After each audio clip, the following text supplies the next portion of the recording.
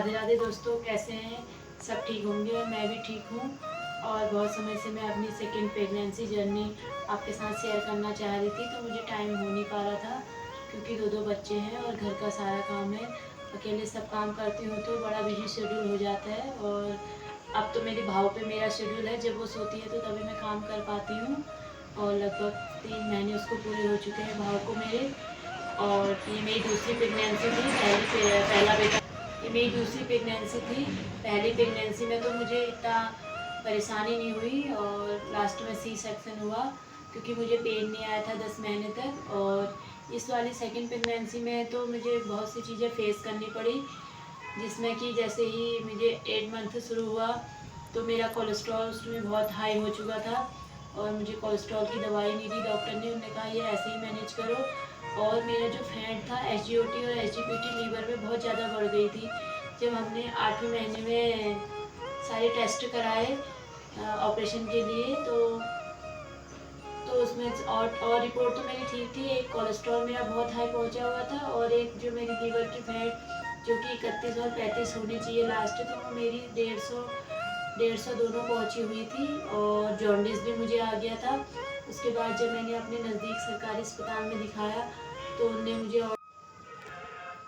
Leave 52 दिया। उन्होंने कहा हम ऐसे इस टाइम में आपको ज़्यादा दवाई नहीं दे सकते हैं और आप 15 दिन इसको खाओ, उसके बाद फिर टेस्ट करा के आप फिर हमें बताना। जब 15 दिन मैंने वो खाया और मैंने ऑयल और घी तो मैं पहले से नहीं खाती हूँ, ऑयल मैंने बिल्कुल बंद कर दिया था। बॉयल खाने पे थी मैं और फ्रूट्स और सलाद ही ज़्यादा खाती थी कि इससे कम हो जाएगा करके।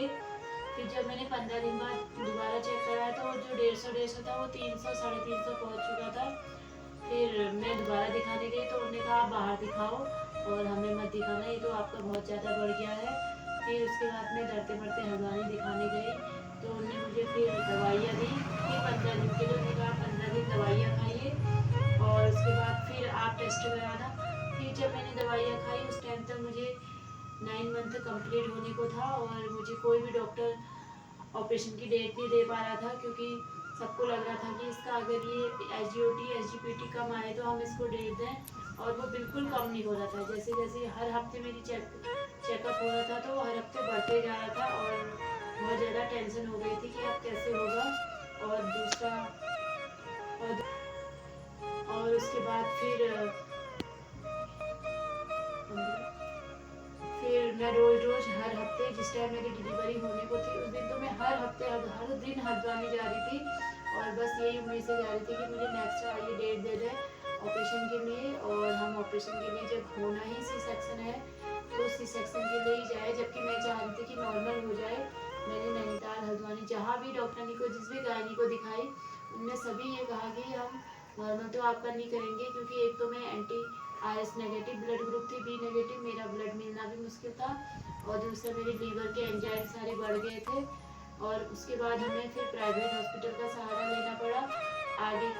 आगे की जर्नी में आपको अपनी नेक्स्ट वीडियो में बताऊंगी। अगर आपको मेरा वीडियो अच्छा लगा होगा, मेरा अनुभव, तो आप मुझे कमेंट करना और मैं नेक्स्ट वीडियो कैसी मेरी